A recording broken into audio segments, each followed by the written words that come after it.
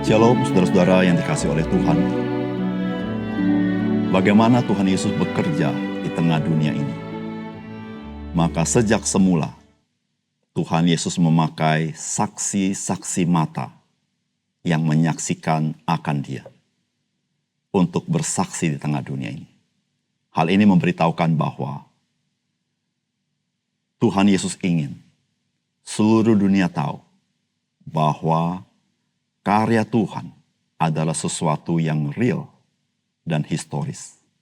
Dan karya itu adalah karya yang kekal. Salam jumpa dalam program Tuhan adalah Gembalaku. Saudara, bersaksi bagi Kristus haruslah menjadi gaya hidup orang-orang percaya. Atau dengan kata lain, hendaklah gaya hidup orang-orang percaya haruslah gaya hidup yang menyatakan Kristus yang hidup itu. Saudara, hari ini orang-orang percaya atau orang-orang Kristen berada di pelbagai tempat di dunia ini. Baik dari kota-kota besar, sampai kota-kota kecil, bahkan desa-desa, bahkan di pelosok-pelosok di dunia ini. Sudah ada orang-orang percaya. Saudara, hal ini bukan sebagai kebetulan. Tapi hal ini adalah masuk dalam rencana Tuhan. Bagaimana Tuhan ingin supaya orang-orang mengenal Tuhan Yesus. Saudara, bagaimana kita tahu? Kita tahu ketika kita membaca Kisah Rasul. Ketika murid-murid Tuhan berkumpul hanya di Yerusalem, tidak mau keluar dari kota Yerusalem. Sedangkan Injil harus diberitakan dari Yerusalem, Yudea, Samaria, bahkan ke ujung dunia. Maka terjadi penganiayaan ke kota Yerusalem. Sehingga orang-orang percaya keluar dari kota Yerusalem. Kecuali para rasul. Dan ketika mereka keluar, mereka sambil memberitakan Injil. Saudara, Injil sampai ke pusat dunia pada zaman itu, yaitu kota Roma. Bukan saja kepada kota Roma. Injil juga diberitakan di dalam penjara-penjara. Saudara yang kasih dalam Tuhan. Itu adalah fakta yang diceritakan oleh Alkitab. Tapi fakta lain hari ini kita mengetahui. Ada banyak orang-orang Kristen yang belum berfungsi sebagai garam dan terang dunia. Saudara, apakah yang perlu kita lakukan? Mari kita membaca firman Tuhan dari Lukas pasal 10 ayat 1-20. Kemudian daripada itu Tuhan menunjuk 70 murid yang lain, lalu mengutus mereka berdua-dua mendahuluinya ke setiap kota dan tempat yang hendak dikunjunginya. Katanya kepada mereka, tuaian memang banyak tetapi pekerja sedikit. Karena itu mintalah kepada Tuhan yang empunya tuaian, supaya ia mengirimkan pekerja-pekerja untuk tuaian itu. Pergilah, sesungguhnya aku mengutus kamu seperti anak domba ke tengah-tengah serigala. Janganlah membawa pundi-pundi atau bekal atau kasut, dan janganlah memberi salam kepada siapapun selama dalam perjalanan. Kalau kamu memasuki suatu rumah, katakanlah lebih dahulu, damai sejahtera bagi rumah ini. Dan jikalau di situ ada orang yang layak menerima damai sejahtera, maka salammu itu akan tinggal atasnya. Tetapi jika tidak, salammu itu kembali kepadamu. Tinggallah dalam rumah itu, makan dan minumlah apa yang diberikan orang kepadamu, sebab seorang pekerja patut mendapat upahnya. Janganlah berpindah-pindah rumah. Dan jikalau kamu masuk ke dalam sebuah kota dan kamu diterima di situ, makanlah apa yang dihidangkan kepadamu. Dan sembuhkanlah orang-orang sakit yang ada di situ dan katakanlah kepada mereka, kerajaan Allah sudah dekat padamu. Tetapi jikalau kamu masuk ke dalam sebuah kota dan kamu tidak diterima di situ, pergilah ke jalan-jalan raya kota itu dan serukanlah. Juga debu kotamu yang melekat pada kaki kami kebaskan di depanmu. Tetapi ketahuilah ini, kerajaan Allah sudah dekat. Aku berkata kepadamu, pada hari itu Sodom akan lebih ringan tanggungannya daripada kota itu.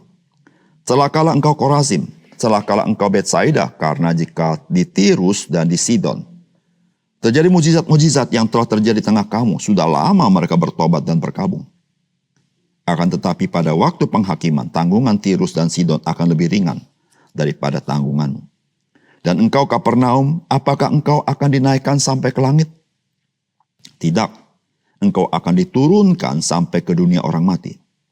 Barang siapa mendengarkan kamu, ia mendengarkan aku. Dan barang siapa menolak kamu, ia menolak aku. Dan barang siapa menolak aku, ia menolak dia yang mengutus aku. Kemudian ke-70 murid itu kembali dengan gembira dan berkata, Tuhan, juga setan-setan takluk kepada kami demi namamu. Lalu kata Yesus pada mereka, aku melihat iblis jatuh seperti kilat dari langit. Sesungguhnya aku telah memberikan kuasa kepada kamu untuk menginjak ular dan kalajengking dan kuasa untuk menahan kekuatan musuh sehingga tidak ada yang akan membahayakan kamu. Namun demikian, janganlah bersukacita karena roh-roh itu takluk kepada kamu. Tetapi bersukacitalah karena namamu ada terdaftar di sorga. Saudara yang dikasihi oleh Tuhan, pada bagian firman Tuhan yang kita baca, Tuhan Yesus mengutus 70 murid-muridnya secara berdua-dua pergi ke kota-kota yang akan dikunjungi oleh Tuhan Yesus. Dan Tuhan Yesus memberikan pesan kepada mereka bahwa mereka tidak perlu memperlengkapi diri dengan segala keperluan mereka. Mereka pergi ke kota-kota orang-orang Yahudi. Karena orang-orang Yahudi mempunyai semangat hospitality, yaitu keramah tamahan sebagai tindakan religius. Sehingga mereka memang diwajibkan untuk menerima para musafir di rumah mereka dan menjamu para musafir. Tetapi Tuhan Yesus tahu, kemungkinan ada di antara mereka yang menolak murid-murid Tuhan Yesus karena Tuhan Yesus. Tetapi ada juga yang menerima mereka.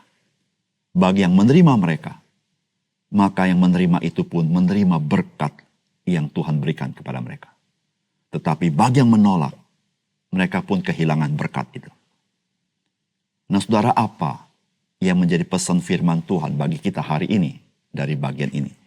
Yang pertama, saudara, kita harus terus berdoa agar orang-orang percaya menjadi orang-orang yang bersaksi bagi Kristus di pelbagai tempat.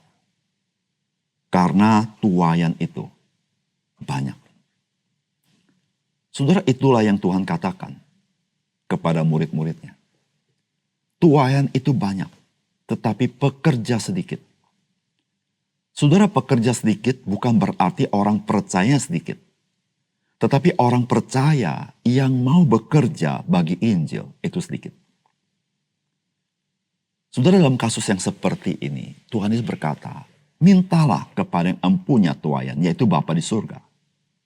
Supaya dia mengirimkan pekerja-pekerja bagi tuaian itu. Saudara, kita sebagai orang percaya memiliki panggilan Tuhan untuk memberitakan kabar baik. Memiliki kasih Tuhan untuk mengasihi orang-orang yang akan binasa. Namun kita tahu, saudara, kita tidak bisa bekerja sendiri. Ada begitu banyak orang percaya. Kita perlu berdoa bagi mereka.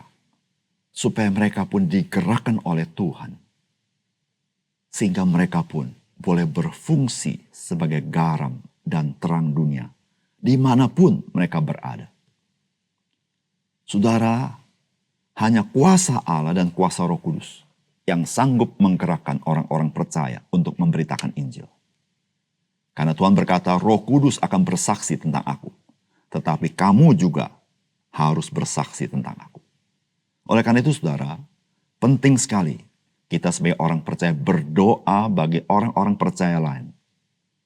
Minta kepada Tuhan, biar Roh Kudus dengan kuasanya menggerakkan mereka untuk memberitakan Injil. Saudara, bayangkan betapa luar biasa ketika seluruh orang percaya berfungsi sebagai garam dan terang dunia ini. Ada mereka sebagai profesional. Mereka berfungsi di kantor-kantor itu. Ada mereka sebagai student atau siswa atau mahasiswa. Mereka berfungsi sebagai garam dan terang dunia. Ada mereka mungkin sebagai businessman. Mereka berfungsi sebagai garam dan terang dunia. Ada mereka sebagai ibu rumah tangga. Dan banyak lagi hal-hal yang dikerjakan oleh orang-orang percaya yang ada di pelbagai belahan dunia ini ketika mereka berfungsi. Saudara yang kasih dalam Tuhan, berapa banyak orang di dunia ini diberkati oleh kehadiran orang percaya. Saudara, bukankah itu yang terjadi dalam perjanjian lama? Ketika di dalamnya ada orang beriman, maka kota itu diberkati oleh Tuhan. Saudara, mari kita berdoa bagi orang-orang percaya supaya Roh Kudus menggerakkan untuk menjadi berkat kabar baik bagi dunia ini. Yang kedua, saudara, orang percaya diutus dan mendapat hak istimewa untuk memberitakan Injil.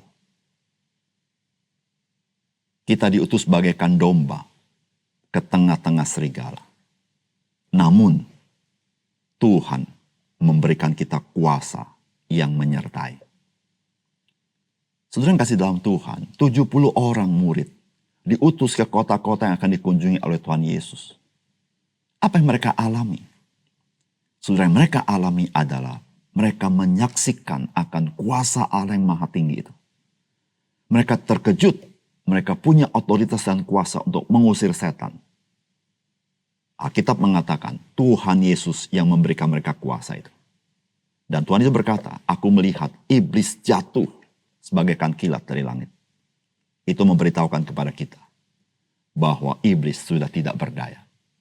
Oleh karena itu, saudara-saudara yang kasih dalam Tuhan, saudara dan saya adalah orang-orang yang memiliki hak istimewa memberitakan Injil. Karena saudara dan saya akan melihat bagaimana kuasa Allah dinyatakan. Saudara yang kasih dalam Tuhan, semuanya itu adalah demi kemuliaan nama Tuhan. Semuanya itu ada di dalam rancangan Tuhan. Jikalau saudara dan saya dipakai oleh Tuhan, Tuhan Yesus berkata kepada kita, jangan bergembira karena engkau memiliki kuasa untuk mengusir setan atau menyembuhkan orang sakit. Tetapi engkau harus bersuka cita karena namamu terdaftar di sorga. Saudara, Tuhan Yesus memberitahukan kepada kita akan sistem nilai daripada orang percaya. Sistem nilai yang benar. Orang percaya jangan menjadi sombong karena pekerjaan mujizat yang dilakukan. Karena mujizat-mujizat yang dilakukan dibandingkan kita menjadi orang-orang diselamatkan masuk ke surga, tidak dapat dibandingkan. Ada banyak orang mengalami mujizat, tetapi dia tidak masuk ke surga karena dia tidak mengalami anugerah di dalam Tuhan Yesus. Tetapi saudara dan saya menerima hak istimewa menjadi anak-anak Allah. Disitulah menjadi sukacita senantiasa dalam hidup kita. Kita adalah orang-orang yang sudah diselamatkan. Namun sebagai orang yang diselamatkan, mari kita memberitakan kabar baik kepada orang lain. Disitulah saudara dan saya melihat kuasa Tuhan Yesus dalam hidup kita. Dan kita bersyukur Tuhan memakai kita. Mari kita berdoa. Bapa surga, terima kasih untuk kebenaran firman Tuhan yang menolong kami melihat apa yang perlu kami kerjakan sebagai orang Kristen. Ya Tuhan, tuaian begitu banyak di dunia ini. Sekian banyak orang yang membutuhkan kabar baik. Dan sekian banyak orang Kristen tersebar di seluruh dunia ini. Dan Tuhan ajar kami memakai lutut kami berdoa supaya Roh Kudus menggerakkan. Sehingga dunia diberkati dengan kehadiran orang percaya.